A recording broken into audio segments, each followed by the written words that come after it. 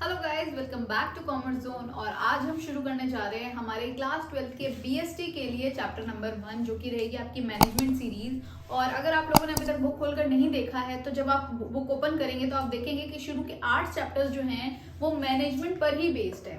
तो आज हम डिस्कस करने जा रहे हैं इंट्रोडक्शन टू मैनेजमेंट, यानी कि मैनेजमेंट क्या होती है और बिजनेस के अंदर मैनेजमेंट का क्या रोल है और आपको मैनेजमेंट सीखने की क्या जरूरत है। तो शुरू करते हैं। मैनेजमेंट के नाम से आप सिर्फ इतना जानते हैं कि भाई टाइम मैनेजमेंट क्या होता है, कि अपनी चीजों को टाइम टू टाइम मेंटेन करके रखो ताकि आपका कोई भी काम जो है वो आउट ऑफ टाइम ना चला जाए। लेकिन बिजनेस के अंदर मैनेजमेंट को टाइम मैनेजमेंट से रिलेट नहीं करते। बिजनेस अपने आप में हर चीज मैनेज करके चलता है। जो भी आपके पास टारगेट है उसको आप बिल्कुल एग्जैक्ट टाइम पे पूरे कर सकें।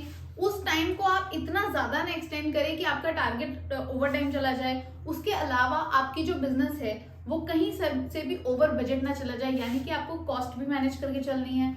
उसके अलावा आपके पास जितने भी रिसोर्सेज हैं, यानी कि आपके पास जितने एसेट्स हैं, जितने एम्प्लॉयज हैं, वो भी अपना काम परफेक्टली करे, आपके सारे रिसोर्सेज ऑप्टिमम यूटिलाइज हों, ये भी आपका टास्क होता है। तो ये इतने सारे जो टास्क हैं, इसको एक प्रोसेस के अंदर जब हम कवर कर लेते हैं तो उस प्रोसेस को हम कहते हैं मैनेजमेंट। अगर मैं सरल भाषा में बताऊं तो management is a process of getting things done। getting things done इसका क्या मतलब हुआ? देखिए, अगर आप एक बिजनेस के अंदर एंटर करते हैं या फिर आप जॉब करते हैं, किसी के अंडर ही काम करेंगे ना, आप किसी के बिजनेस के अंदर ही जॉब करने जा रहे हैं, तो वहां पर आपको ये बात सुनने को मिलेगी कि आप मैनेजमेंट का हिस्सा बन चुके हैं। अब आप एक मैनेजमेंट का पार्ट हो गए हो। तो वो मैनेजमेंट क्या है? क्योंकि आप वहां पर काम करने गए हो तो मैनेजमेंट का काम ही क्या होता है? लोगों से उनका काम करवाना। यानी कि एक बिजनेस को आगे बढ़ाने के लिए, ग्रो करने के लिए, सर्वाइवल के लिए हमें जितने भी एक्टिविटीज को करना पड़ता है, उन सारी एक्टिविटीज को कौन करता है? एम्प्लॉयज करते हैं। और मैनेजमेंट उसी एम्प्लॉयज को उनका काम करवाने को मजबूर करती है। इसे कहते हैं मैनेजमेंट, इजी भाषा में, right. So it is a process. Management एक प्रोसेस होती है जिसमें लोग अपना काम सही से करें और उस काम को एकदम परफेक्ट टाइम पे खत्म करें, राइट। तो अब ये जो परफेक्ट टाइमिंग वाली बात है, इससे मैनेजमेंट की डेफिनेशन आगे एक्सटेंड होती है। It is a process of getting things done effectively and efficiently. Effectively and efficiently, ये दो शब्द मैंने ऐड कर दिए। इनका क्या मतलब हुआ? ये दोनों ही वर्ड्स ऐसे हैं जो हमने सुने हैं लेकिन इनका एग्जैक्ट मतलब हमें नहीं पता। देखिए, इफेक्टिव होने का मतलब है कि आप अपने काम को बहुत अच्छे से जानते हैं और अगर मैंने आपको ये काम दिया तो 100% आप उसको मुझे करके दोगे। लेकिन एफिशिएंटली का मतलब ये होता है कि आपने वो काम 100% करके दिया, लेकिन क्या वो काम आपने एकदम करेक्ट टाइम पर और करेक्ट कॉस्ट में करके दिया? एग्जाम्पल के तौर पे मैं आपको एक एग्जाम्पल देती हूँ कि आपको 3 दिन बाद अपनी फ्रेंड की शादी अटेंड करनी है और आपने सोचा कि भाई मेरा जो टेलर है उससे बढ़िया कोई भी मेरी ड्रेस को स्टिच नहीं कर सकता। उसने कहा भाई 500 रुपए मैं लूंगा और आपकी ड्रेस एकदम परफेक्ट आपके साइज के हिसाब से स्टिच करके दूंगा, और डील यहाँ पर हो गई डन, राइट। अब आप उसके पास 2 दिन बाद गई कि भैया मेरा वो ड्रेस हो गई। इसने कहा नहीं मैडम, काम बहुत था, हो नहीं पाई, 1 दिन और दे दो, शाम को देता हूँ, कल सुबह दे देता हूँ। करते करते करते उसने वो ड्रेस आपको 4 दिन के बाद दी। हालांकि वो काम उसने एकदम परफेक्ट स्टिच करके दिया, स्टिचिंग में कहीं भी कोई गलती नहीं है, लेकिन मैरिज थी 3 दिन बाद और ड्रेस आपको मिली 4 दिन बाद, और उस वजह से आप अपनी फ्रेंड की मैरिज में अपनी फेवरेट ड्रेस पहनकर नहीं जा पाई।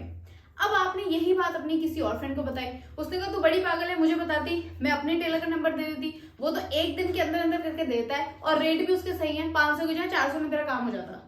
तो अब इन दोनों में से ये दोनों ही टेलर इफेक्टिव है क्योंकि दोनों की स्टिचिंग बहुत बढ़िया है, लेकिन जो दूसरा टेलर है वो आपको ऑन टाइम और कम कॉस्ट में वो काम करके दे रहा है, जो कि आपका पहला वाला टेलर नहीं दे रहा था। यानी कि इफेक्टिव का मतलब होता है अपना काम सबसे बेस्ट तरीके से आपको करना आता हो, लेकिन एफिशिएंट का मतलब ये होता है कि बेस्ट तरीके के साथ साथ आप उसको ऑन टाइम खत्म कर रहे हैं, प्लस सबसे कम रेट में, जितनी मिनिमम आप मैनेजमेंट की कॉस्ट कर सकते हो उस कॉस्ट में आप उसे करके दे रहे हो।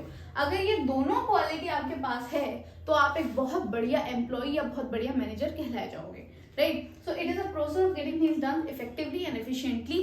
अब ये किस लिए काम कर रहे हैं हम, और ऑर्गेनाइजेशन के ऑब्जेक्टिव्स को पूरा करने के लिए। तो इसके आगे हम एडअप कर देंगे टू अचीव ऑर्गेनाइजेशनल ऑब्जेक्टिव्स। तो इस डेफिनेशन को जब आप पढ़ेंगे अपनी बुक्स में तो आई होप अब आपको इसका हर वर्ड क्लियर होगा। ये एक प्रोसेस है क्योंकि इसके अंदर बहुत सारी एक्टिविटीज इंक्लूडेड होती हैं। किस चीज की प्रोसेस है? लोगों से काम करवाने की, सच दैट कि वो काम इफेक्टिव भी हो और एफिशिएंटली भी हो। और वो काम किस लिए करेंगे आप? ऑर्गेनाइजेशन के ऑब्जेक्टिव्स को पूरा करने के लिए, अकम्प्लिश करने के लिए, अचीव करने के लिए, राइट? अचीव करने का मतलब क्या है? जो टारगेट आपको मिला है वो आप टाइम टू टाइम उसे पूरा कर पा रहे हैं, अचीव कर पा रहे हैं, ठीक है। अब मैनेजमेंट के बारे में कुछ और ऐसी बातें जो आपको बुक में उसके फीचर्स के तौर पे मिलेंगी। तो नंबर 1 उसमें आपको देखने को मिलेगा कि management is the soul of organisation.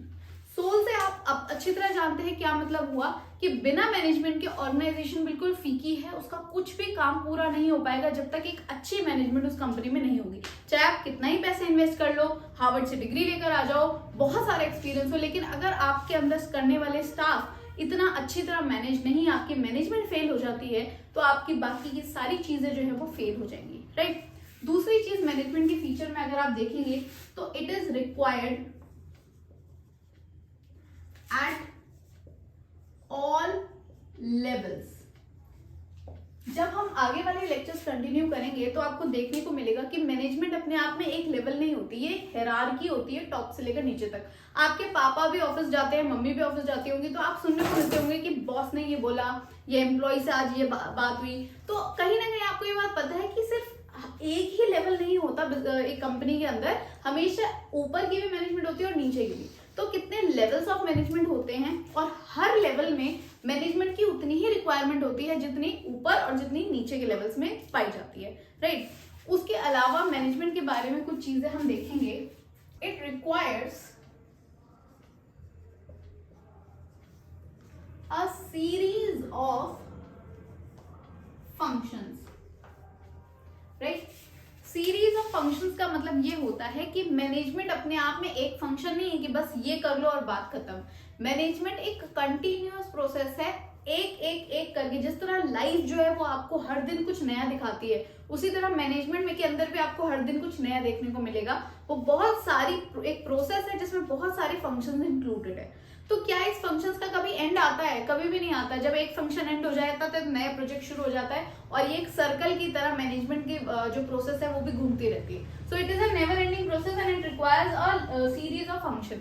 इसके अलावा जो अभी भी मैंने बात बोली कि it is a continuous process, ये भी बात आपको समझ आ गई होगी कि क्योंकि ये फंक्शंस जो है ये कभी भी खत्म नहीं होते। अगर एक खत्म हो गया तो दूसरा आ जाएगा, दूसरा तीसरा, तीसरा चौथा, पांचवा, और अगर पांचवा भी खत्म हो गया तो वापस से हम पहले फंक्शन की तरफ चले जाते हैं, राइट? तो मैनेजमेंट कभी भी किसी को खाली बैठने नहीं देती है। ऑफिस के अंदर सबको ही कुछ ना कुछ काम होता है, अगर काम नहीं है तो फिर ऑफिस ही बंद हो जाता है, राइट? तो ये थे कुछ इंपॉर्टेंट फीचर्स और definition of management. I hope आपको सारी चीज बहुत अच्छे से समझ आ गई है। अगर स्टिल आपको कोई डाउट है तो do comment in the comment section. Next class में हम वो सारे डाउट्स आपके क्लियर कर देंगे। Till then keep learning, keep growing.